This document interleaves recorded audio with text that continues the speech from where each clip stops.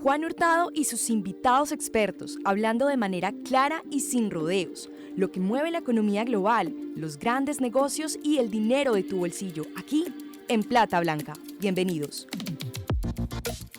Hola a todos, yo soy Juan Hurtado y hoy estaremos hablando en Plata Blanca acerca de ¿funciona el recorte de tasas de interés por parte del Banco de la República? Hablar en Plata Blanca es hablar de forma clara, sencilla y sin complicaciones sobre lo que mueve el mundo de las finanzas, la economía, los grandes negocios y el dinero de tu bolsillo. Hoy nos estará acompañando desde Bogotá, Colombia, José Gómez González, docente de la Universidad de La Sabana en Chía, Cundinamarca, en Colombia. José es doctor y magíster en economía de la Universidad de Cornell de Estados Unidos y economista de la Universidad Nacional de Colombia. José se desempeñó durante varios años como investigador senior y como director del Departamento de Operaciones de Mercado en el Banco de la República. A José lo pueden seguir en Twitter como @José y a nosotros, Plata Blanca, nos pueden seguir como @platablanca.com. Iniciamos. Bueno, profesor José, bienvenido. Muchas gracias de nuevo por hablar en Plata Blanca, por hablar de manera clara, sencilla y sin complicaciones acerca del mundo de las finanzas y de la economía. Nuevamente está por acá y le agradecemos bastante porque, pues para los que no saben, por acá les vamos a dejar el link que nos están escuchando por Spotify o por YouTube. José fue un invitado a un podcast que ha sido muy interesante, que ha sido muy polémico y que ha sido uno de los más escuchados, que fue en esa ocasión sobre si hay una crisis hipotecaria, una crisis inmobiliaria en Colombia. Y hoy José nuevamente nos estará acompañando para hablar también de un tema bien interesante. Saludos hasta Bogotá, José, bienvenido. Juan, muchas gracias por la invitación. Qué alegría estar de nuevo con ustedes. Muy amable. José, gracias de nuevo. Este año 2020 fue año de pandemia y de crisis económica, una de las crisis más fuertes, con una caída más fuerte en el crecimiento económico no visto desde prácticamente hace 100 años. Digamos que cuando empezó todo esto, empezaron las autoridades económicas a sacar, si me permites la expresión, a sacar sus armas o a sacar sus herramientas para intervenir de alguna manera en la economía.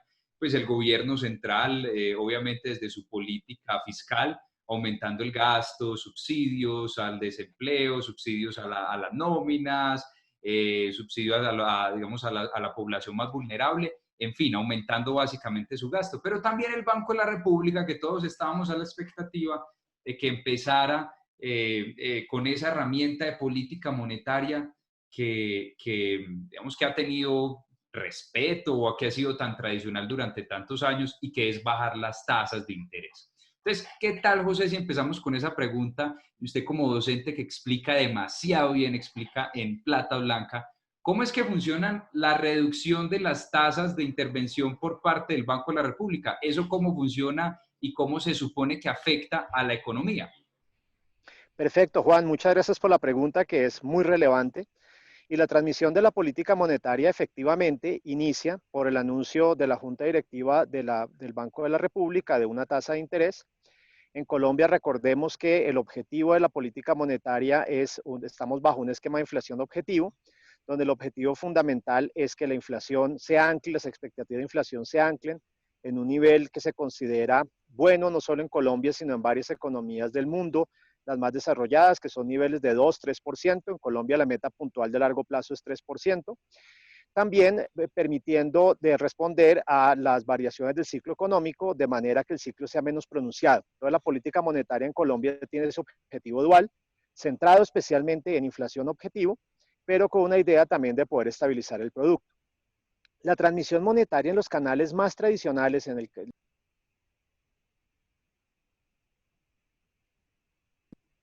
el modelo ISLM, que es el canal más tradicional de transmisión de tasas de interés en ese modelo, la transmisión de la tasa de interés del Banco Central hacia las tasas de interés pasivas y activas de la economía se inicia básicamente por un canal que es el canal conocido tradicional de tasa de interés. En ese canal, lo que sucede es que al aumentar el Banco Central la tasa de interés, lo que lleva es a que se encarezca el consumo presente frente al futuro. Es decir, que se haga más viable para los hogares ahorrar hoy, consumir menos hoy y ahorrar para consumir más mañana.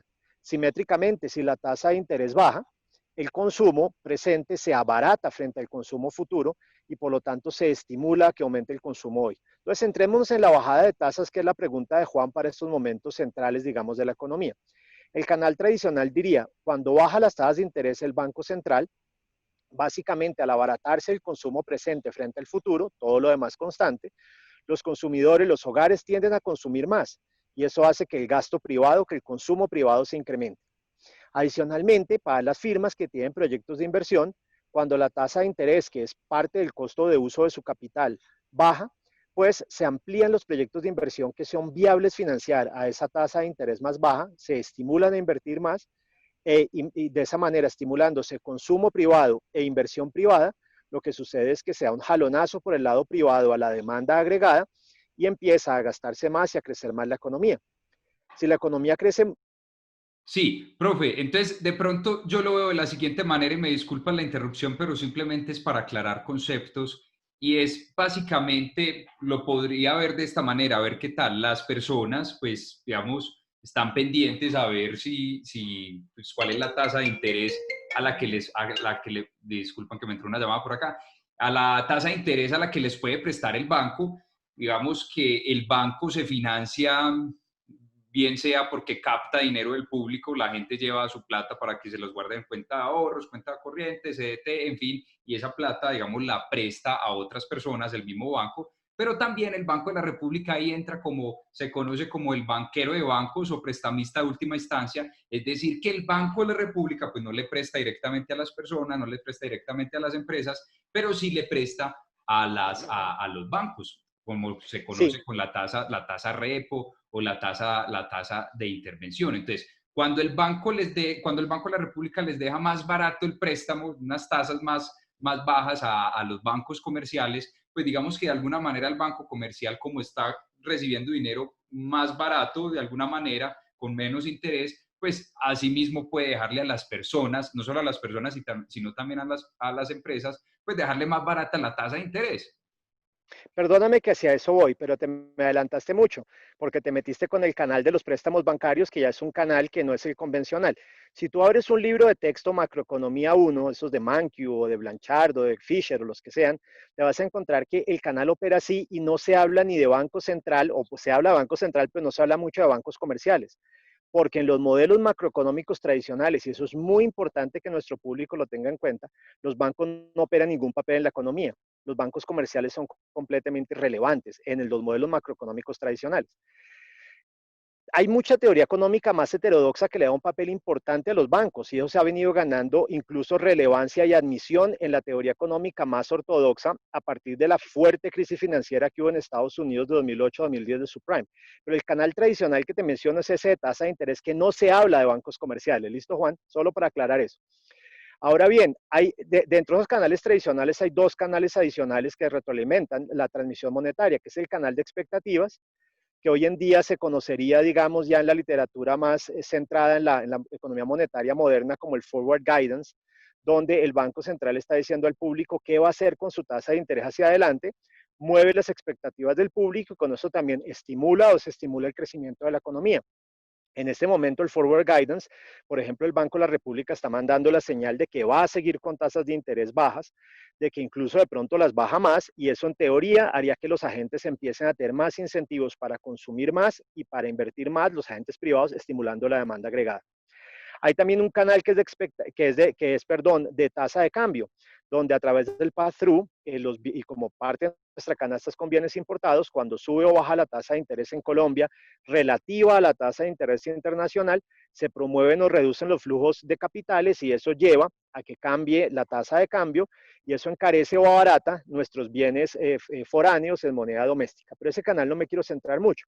Ahora sí quiero entrar en el canal que lastimosamente incluso yo creo que en el Banco de la República no lo tienen mucho en cuenta, que es el canal de transmisión bancaria.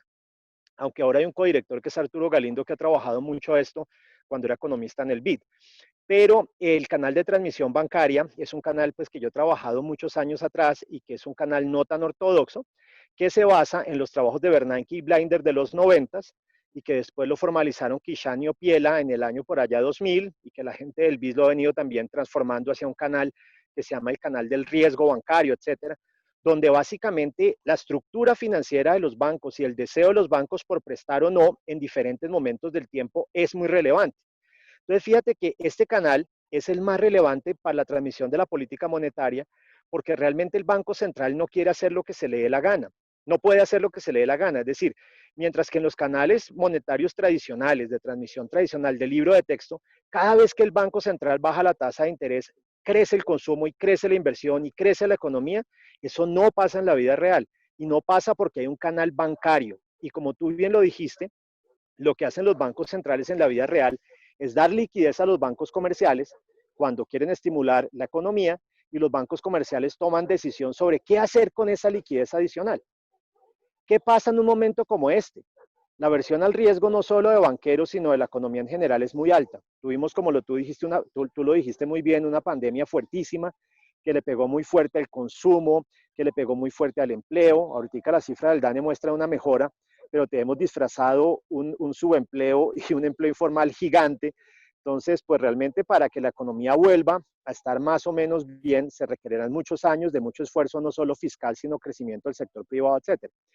Pero entonces, ¿qué pasa? En un momento de aversión al riesgo tan grande, los bancos centrales a veces tienden a pensar que bajando la tasa de interés es un instrumento que va a servir para la transmisión monetaria después de cierto tiempo. He escuchado que Arturo Galindo dice que en 12 meses, otros dicen que no, que en 7, etcétera. Pero lo cierto es que muy posiblemente en este momento esa transmisión monetaria no se dé como la planean los bancos centrales. ¿Y por qué? Porque los bancos comerciales tienen razón, tienen clientes que son más riesgosos, hay más opacidad en sus clientes, tiene una probabilidad mayor de que sus clientes no les paguen de vuelta sus créditos, y por lo tanto se reducen los incentivos para prestarle a las empresas del sector privado, sobre todo aquellas que son más pequeñitas, que son emprendimientos que están comenzando, donde no hay mucha información sobre qué también pueden pagar, las que pertenecen a sectores como turismo, comercio, que fueron muy golpeados. Y eso puede llevar a que no haya transmisión monetaria, así el Banco Central se empeña en bajar mucho las tasas de interés. ¿A dónde se va esa liquidez de los bancos comerciales? Esa liquidez se va buena parte a comprar deuda pública, es decir, crowding out, prestarle al gobierno, que en este momento, digamos, con tasas del Banco de la República bajando, los TES pues son supremamente buenos comprarlo para los bancos porque se están valorizando, y si hay expectativas de que la tasa siga bajando, hay expectativa de que se sigan valorizando, y es un negocio seguro y excelente para los banqueros. O préstamos a empresas grandes y seguras, a empresas que, por ejemplo, tenían crédito en el exterior y se les cerró en estos momentos difíciles. Eso se llama el crowding in, donde el crédito se va solamente a las mejores cerezas, como dirían el cherry picking los gringos. Y realmente las empresas más pequeñitas, que en Colombia son muchas porque el empleo es generado mayoritariamente por micro y medianas empresas, no llega a ese crédito, no porque los bancos comerciales sean malos, sino sencillamente porque tienen miedo de prestarles. Y es en esos momentos donde los bancos centrales tienen que ser originales y buscar mecanismos de transmisión distintos, como lo ha hecho el Banco de la Reserva Federal de Estados Unidos o el Banco Central Europeo, y que acá en Colombia, pues desde mi punto de vista, no se ha hecho lo suficiente en ese sentido. Ok, profe José, digamos que a ver, te propongo que nos devolvamos un poquito a marzo, cuando empezó todo este tema de la pandemia, y que, digamos, la discusión era, bueno, el Banco de la República, ¿por qué no baja tasas de interés si es un método tradicional en momento de crisis? Baje tasa de interés, pues para que reactive de alguna manera la economía. Entonces algunos decían, no, el Banco de la República se está demorando mucho en bajar las tasas de interés. Digamos que uno de los argumentos para esperarse era que, pues, si todo el mundo está encerrado, ¿para qué vamos a bajar tasas de interés? Pues la gente no está saliendo a consumir. Digamos que de pronto ese argumento no tenía tanto en cuenta el consumo por Internet, el consumo comercio electrónico, que se explotó de una manera exponencial, y que de ahí hubiera servido también haber tenido las tasas de interés bajas, digamos, como para promover ese tema del consumo. Y a lo que voy también es que, digamos que a diferencia de países desarrollados, el Banco de la República, como algunos países en Latinoamérica, pues tenían un buen margen, porque tenían una tasa alta y tenían de dónde pegarse, por decirlo así, si me permites decirlo de esa manera, tenían un margen de maniobra porque era una tasa que estaba por encima del 4 y lo empezaron a reducir, digamos que con la inflación también bajando. Entonces, había una tasa real que de pronto podría servir. Hoy en día, José, entonces ya hoy estamos hablando de septiembre, ya se redujeron las tasas. Muchos analistas dicen que ya no la van a bajar más, pero el Banco de la República, digamos que no ha cerrado esa posibilidad de que se bajen más tasas. Como bien tú lo dices, el mercado de renta fija, el mercado de los bonos de deuda pública, pues ha sido uno de los más beneficiados este año en cuanto al mercado de valores. Pero entonces la pregunta es, listo, digamos, se demoraron, tomaron esa decisión, la han venido tomando, estamos en ciclos bajistas. Eso al fin y al cabo funciona, o sea, esta herramienta tradicional funciona, la gente sí está viendo que bajen las tasas de interés y se está promoviendo el consumo en la economía. Era lo que te decía Juan, yo creo que en momentos normales del tiempo la transmisión monetaria funciona relativamente bien a través de bancos. En estudios que hemos hecho con Ali Kutan, que es un profesor de una universidad en Illinois, y Jair Ojeda, hemos mostrado que la transmisión de la política monetaria es asimétrica, es decir, es más fácil atajar a una economía que va corriendo muy rápido, subiendo tasas de interés, que alentar a una economía que está creciendo muy despacio, bajando tasas de interés, porque bajar de tasas de interés solo sirve si el consumo y la inversión privada empiezan a estimularse. Y si los bancos además le prestan a más agentes en la economía. ¿Qué pasa en este momento y por qué yo siempre lo he dicho e insistiré muchísimo en que ahorita la solución no es bajar más las tasas de interés? Es decir, bajar las tasas de interés es necesario por generar una buena liquidez en el mercado y eso está bien. Yo escribí una columna en marzo, comenzando la pandemia, en la que escribía porque yo pensaba que el sistema financiero colombiano estaba blindado y no iba a haber crisis financiera. Y afortunadamente lo que ha pasado, hemos estado en una profunda recesión, pero con un sistema financiero muy sólido. En Colombia el gobierno ha hecho un gran papel. A mí me parece que la Superintendencia Financiera de Colombia y el gobierno han hecho un gran papel estimulando la economía, controlando el riesgo en los bancos, haciendo medidas, digamos, de alivio a los deudores, promoviéndolas para que los bancos puedan implementarlas y sigan funcionando algunos créditos, pero hace falta más es del Banco de la República. Quien debería y podría hacer más es el Banco de la República, siguiendo a otros bancos centrales. Yo desde el comienzo dije, la solución no es seguir bajando las tasas de interés.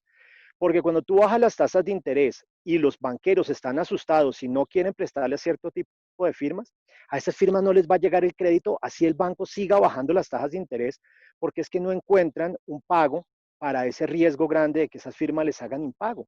Que ahorita el riesgo sigue siendo grande para ciertos tipos de firmas. La propuesta que yo siempre he hecho, ¿qué es? Que el Banco de la República, por unanimidad, puede, de hecho, debería prestarle directo a las firmas. Eso en algunos países se puede, como en el Banco Central Europeo, ¿cierto? Acá en Colombia me dicen que por constitución o alguna cosa legal no se puede, pero lo que sí puede hacer el Banco de la República, y debería hacerlo en mi forma de ver el mundo, es financiar al gobierno con un crédito muy barato directo, que no toque tomar créditos del Fondo Monetario, ni de... No, que el Banco de la República le compre deuda pública al gobierno del mercado primario, una cuantía grande, y a una tasa de interés cero o muy bajita, con el compromiso de que el gobierno nacional utilice esa plata para financiar a los que se llaman bancos de segundo piso, ¿cierto? Entonces tú tienes ahí Finagro, tú tienes ahí Bancoldex, etcétera, y que esos bancos de segundo piso se conviertan en bancos de primer piso, es decir, en verdaderos bancos de fomento, que no intermedien el crédito por los bancos comerciales, ninguno, sino que lo hagan directamente ellos a esas empresas que los bancos comerciales hoy en día es muy difícil que les presten y con razón. Yo me pongo la mano en el corazón y si yo fuera el gerente de un banco comercial y me dicen, oiga, es que ¿por qué no se transmite la política monetaria si yo le estoy bajando a usted la tasa de interés cuando viene a subasta de expansión? Yo le diría, pues porque es sencillo, porque yo no voy a prestar mi plata a alguien que tenga una probabilidad de hacerme default muy alta. Yo soy un banco comercial, tengo un negocio. La super y el gobierno no pueden obligar a los bancos a que presten porque ellos están encargados de otros temas. La superfinanciera en particular tiene que encargarse, como lo ha hecho muy bien, es de que la estabilidad financiera en Colombia siga funcionando. Quien sí puede generar esa liquidez y los medios para que esa liquidez llegue a las firmas pequeñas es el Banco Central, a través de un mecanismo como el que te planteo y que otros países lo han contemplado y en Europa algo así se está implementando y en Estados Unidos también. Entonces no es algo que hoy en día suene loco y sacado de los cabellos, sino que es que recuperar a una economía que está en crisis no se hace solamente con un banco central bajando tasas de interés.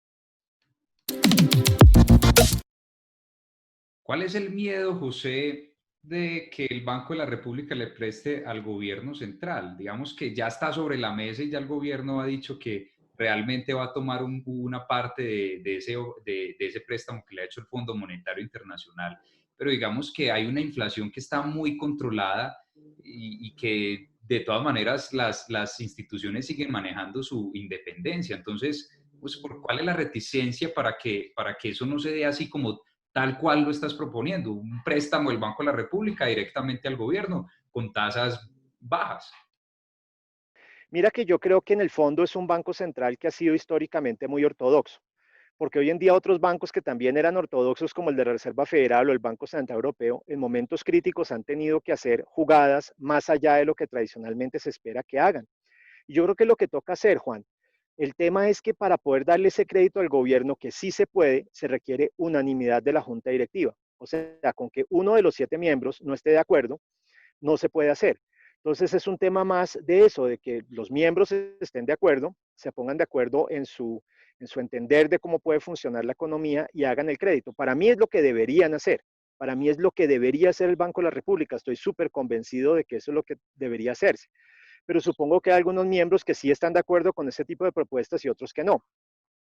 Pedir un crédito en un momento, digamos, al Fondo Monetario, en un momento en que incluso está tendiendo a devaluación, puede ser una mala idea porque es endeudar más al gobierno a una deuda con un riesgo cambiario más grande, porque los ingresos de Colombia siguen siendo en pesos mayoritariamente, ¿cierto? Y pues digamos, de alguna manera mucho más riesgoso y más complicado. La manera más fácil de hacerlo, sin lugar a dudas, será con un crédito directo del Banco de la República. Ahora bien, en el fondo lo está haciendo el Banco de la República, pero a través del mercado secundario. ¿Por qué? Porque cuando el Banco de la República le da liquidez a los bancos comerciales y los bancos comerciales la usan para comprarle deuda al gobierno, pues lo que está haciendo básicamente es alimentando que bajen las tasas de interés para el gobierno y que el gobierno pueda financiarse mejor en subastas primarias. Pero a mí me parece que pues sería mucho más directo, mucho más conveniente y mucho más transparente para el mercado hacerlo directo al mercado primario. Que el Banco de la República le preste al gobierno para que el gobierno con ese dinero pueda capitalizar estas entidades de segundo piso, que se vuelvan de primer piso y se vuelvan bancos de fomento, que fomenten a empresas pequeñitas a las que el crédito comercial no les va a llegar.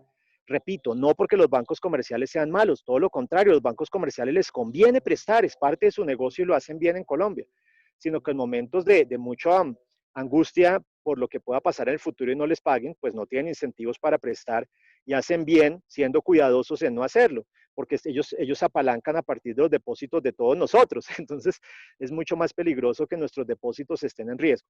Y fíjate que eso no es una realidad solo de Colombia, es una realidad de todo el mundo. En Estados Unidos tampoco se está transmitiendo la política monetaria bajo vías convencionales, en Europa tampoco. Por eso es que esos bancos centrales han tomado medidas que son mucho más novedosas que las que han tomado, por ejemplo, algunos bancos centrales en emergentes como nosotros, que hemos seguido vías muy conservadoras de dar liquidez. En abundancia, sí, pero con medidas muy conservadoras que no creo yo que sean la solución a este problema actual.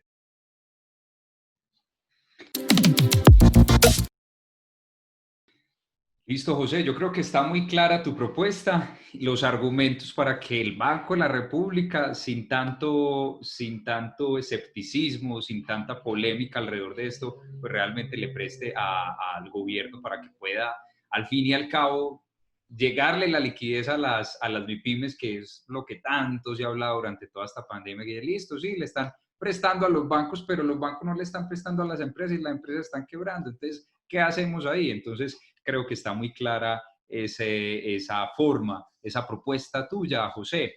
José, para finalizar este episodio del podcast, agradeciéndote mucho, te vuelvo a hacer la pregunta que te hice por allá en mayo.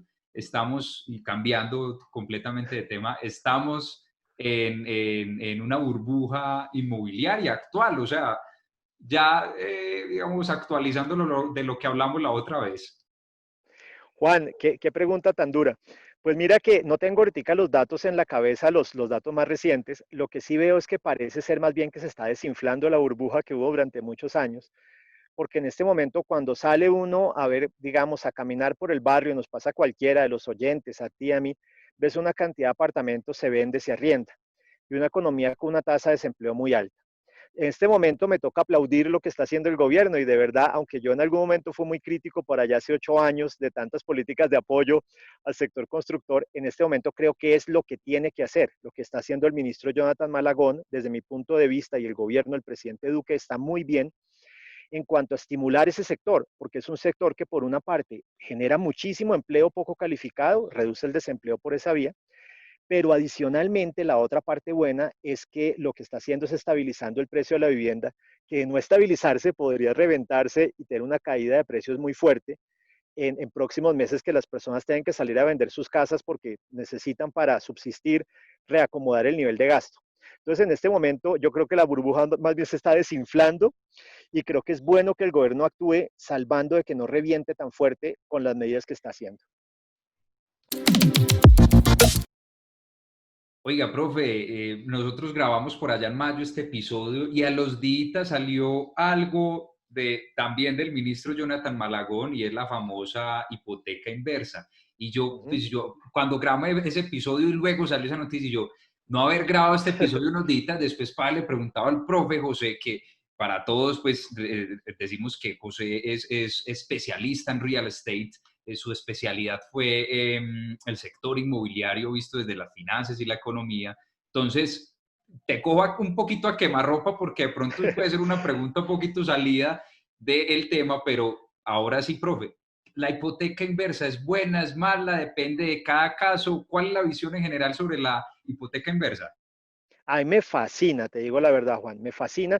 La conocí hace un tiempo que estuve hablando con el economista jefe del BID, que ahorita se me escapa el nombre, pero es un chileno, con el que estuve hablando y fue uno de los promotores de la hipoteca inversa y creo que fue uno de los influenciadores para que en Colombia se iniciara después de en Chile o se planteara la propuesta.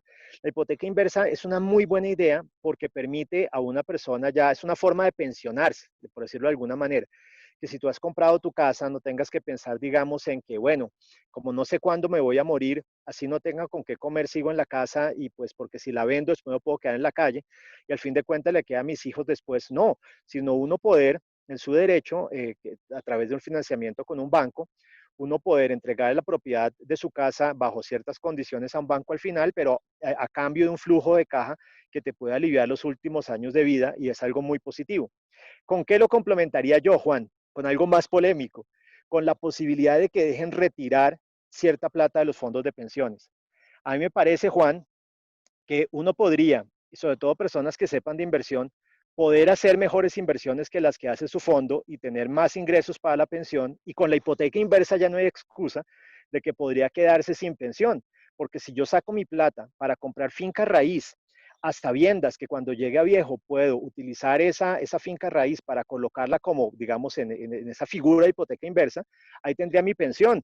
Entonces yo, yo lo que pienso, a mí me parecería fantástico que se permitiera el sacar parte de la plata o bajo ciertas condiciones de los fondos en momentos en que las personas pueden tener inversiones más productivas y de pronto su dinero ahí quieto puede no ser la mejor elección, sobre todo en momentos malos del tiempo como ahora, y poder hacer inversiones, por ejemplo, en finca raíz, que ayudaría mucho al sector constructor ahorita para reactivar el empleo, reactivaría la economía y tendría esa ventaja de estar la platica garantizada para la pensión en forma de una hipoteca inversa. Oiga, profe, no me esperaba esa propuesta, el complemento, porque inclusive esta semana estaba viendo un espacio que abrieron desde la revista Dinero, le preguntaron a Santiago Montenegro, el presidente de Asofondos, el gremio que representa a las administradoras de los fondos de pensiones, y decía, cuando le preguntaban, estaba hablando también con un representante de las pensiones en Chile, y el público le preguntaba, hombre, ¿por qué no dejan sacar el dinero de las pensiones? Y una de las respuestas era, pues porque, digamos, está mucho más segura porque los fondos de pensiones de Colombia han tenido una rentabilidad competitiva con respecto a otros países, esto según cifras de Asofondos, y porque si esa plata se sacara para, por ejemplo, y comprar vivienda, como es el caso que estás proponiendo, José, digamos que el riesgo se aumentaría mucho de que no se arrendara, pero ahí se cae ese argumento con lo que acabas de decir, complementándolo con la hipoteca inversa, me parece muy, muy interesante, aunque personalmente estoy en desacuerdo de que Ujú. saquen pues el dinero de los fondos de pensiones, porque la gente seguramente se lo va a gastar es en otras cosas, en Toca otras. con muchas condiciones, tienes razón, tienes razón. Ok, José, no, de nuevo mil y mil gracias. Sabes, profe, que espacio está disponible para poder hacer educación financiera y económica, para dar puntos de vista, para el debate, para formar a las personas que nos ven acerca de todos estos temas tan interesantes. Finalmente te invito, José, y te voy a mandar los especiales que hicimos durante el mes de septiembre acerca de las pensiones. Tuvimos 3 invitados muy interesantes. Uno fue un experto consultor de pensiones desde España, nos contó cómo funciona el sistema de pensiones. El segundo invitado fue Jorge Llano, de vicepresidente técnico de Asofondos, que nos contó cómo fue que se recuperaron los fondos privados de pensiones. Y el tercero fue Mario Valencia, de ese trabajo, quien nos contó su reparo sobre una posible reforma pensional y cuál es la situación y, digamos, la visión que él tiene acerca de este sistema de pensión. Así que por acá les vamos a dejar los links por Spotify, por YouTube, por Apple Podcast, por donde nos escuchen. Y José, te va a mandar ese especial para que también nos cuentes a ver qué es lo que piensas.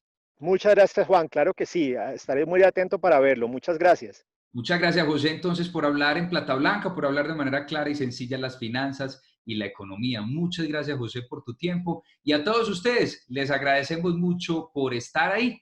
Esperamos que esto haya sido de su interés. Hasta la próxima. Gracias, Juan. Adiós. Chao, profe. Chao, Juan.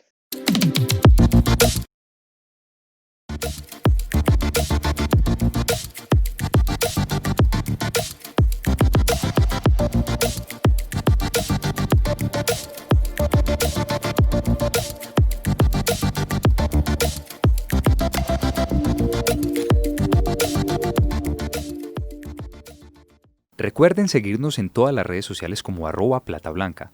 ¿Les gustó este podcast? Por favor, compartan y recomiéndenos con sus familiares y amigos. Menciónanos en Instagram como @platablanca y sigamos esta conversación. Muchas gracias.